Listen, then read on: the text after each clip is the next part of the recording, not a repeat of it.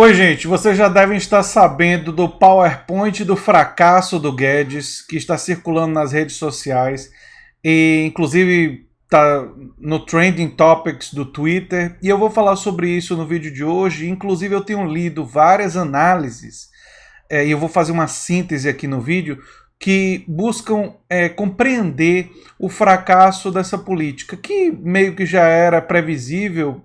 Quem acompanha o canal sabe disso, mas enfim, nós vamos analisar no vídeo de hoje. Se você chegou agora, o canal é a Nova Máquina do Tempo, eu sou André Teixeira Jacobina, e tem links das nossas redes sociais, do nosso apoia-se no comentário fixado, assim como as nossas fontes, não é? Pois é, está começando a circular com força nas redes sociais um PowerPoint sobre o fracasso de Jair Bolsonaro e Paulo Guedes na economia, acompanhado da hashtag BozoBanana, numa alusão ao fato do presidente ter convidado um humorista para distribuir bananas aos jornalistas quando deveria prestar contas de sua própria incompetência, ou talvez esteja dando uma banana para a população brasileira e os problemas que principalmente a população mais pobre sofre, né? O PowerPoint aponta fatos como o dólar acima de R$ 4,6, a gasolina quase a 5, os milhões de desempregados e pobres na fila do INSS e, claro, o PIBinho, um PIB ridículo, né? Vamos lá, todos os dados, né?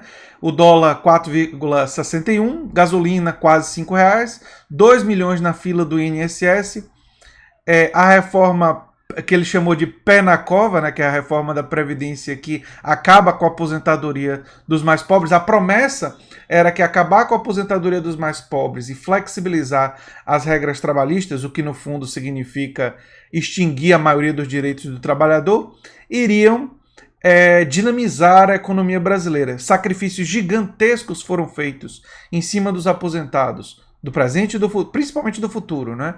E sacrifícios enormes foram feitos na classe trabalhadora e benefícios praticamente nenhum.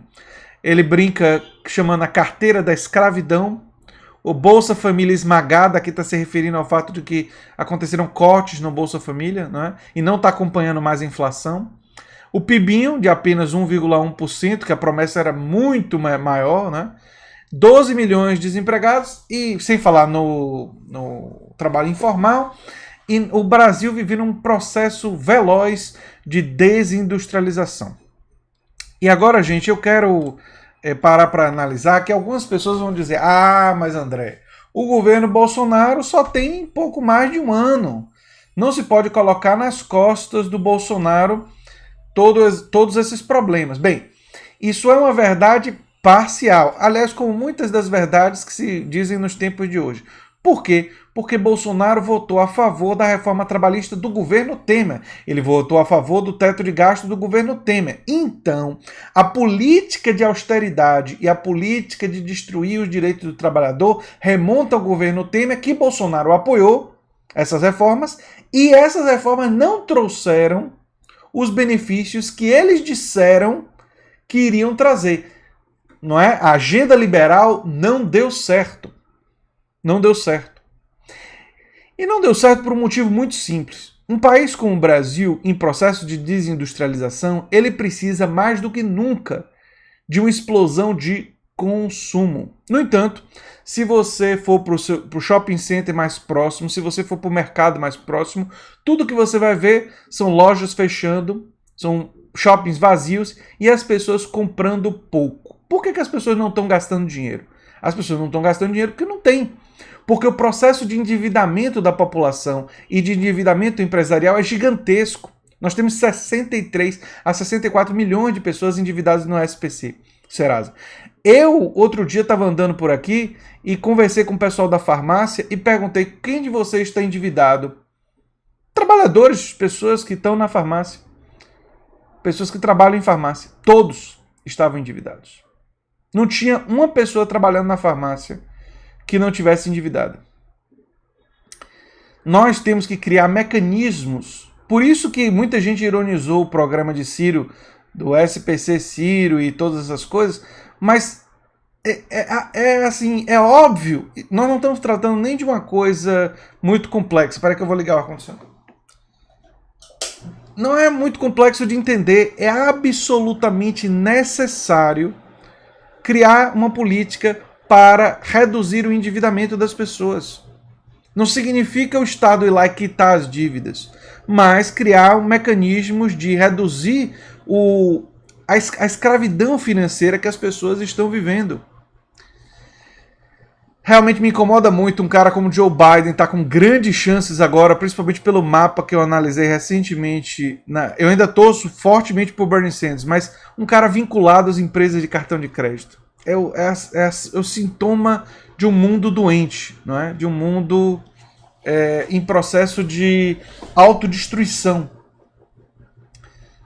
Que na presidência dos Estados Unidos pode chegar uma pessoa vinculada vinculada às empresas de cartão de crédito, pode chegar a ser um indicado democrata, provavelmente perder para o Trump ou se eleger, fazer uma presidência absolutamente desastrosa.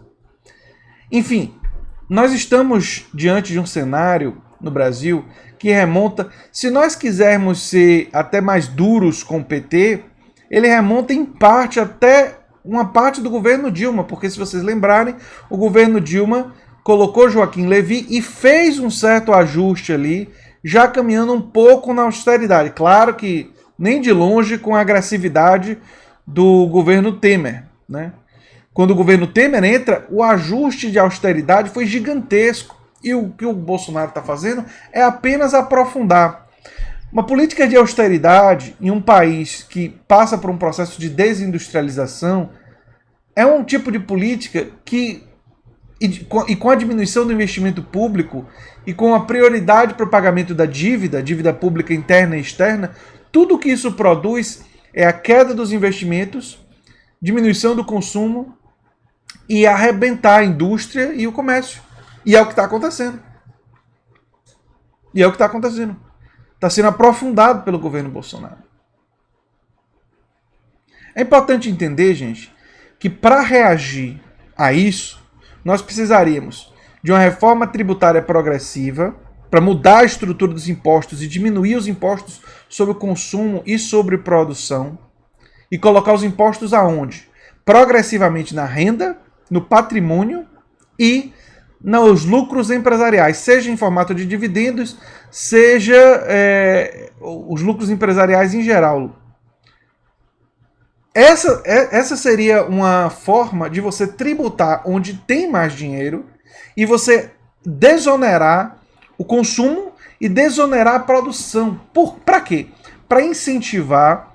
É engraçado que esse pessoal fala tanto em empreendedorismo, em defender os que querem empreender, mas não colocam políticas que ajudam os pequenos e médios empreendedores. E defendem, e esse governo está continuando essa política, de uma gigantesca renúncia fiscal que beneficia apenas as grandes corporações empresariais que já têm margem de lucro alta. Já tem as margens de lucros mais altas do mercado, até porque muitas vezes tem monopólios. E estão sendo favorecidos nesses monopólios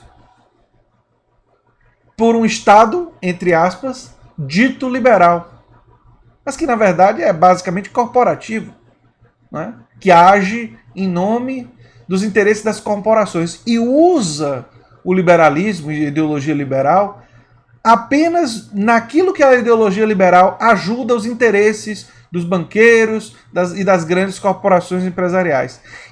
Por isso que a ideologia liberal, e essa é uma coisa importante de compreender, ela, embora na academia ela tenha algumas características, ela quando vai para a realidade, ela é utilizada como um instrumento contra a classe trabalhadora. Ela é utilizada como um instrumento para favorecer, não é para favorecer o pequeno e médio empreendedor. Pelo contrário, o pequeno e médio empreendedor são destruídos por essa ideologia, porque o pequeno e médio empreendedor precisariam justamente de diminuição de impostos sobre a produção.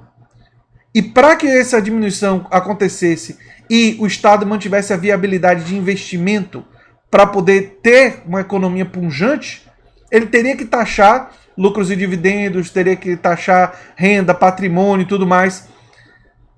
O que a ideologia liberal faz é favorecer os grandes capitalistas, na prática. Na prática. Porque na prática, um cara como Paulo Guedes, ele é amigo de verdade dos grandes das grandes corporações empresariais do Brasil, do grande capital. O pequeno e médio empreendedor está se arrebentando com o governo atual, mas apoia o governo atual porque foi iludido por essa ideologia, porque realmente acredita, porque olha para a alternativa e diz: ah, é comunismo, é socialismo.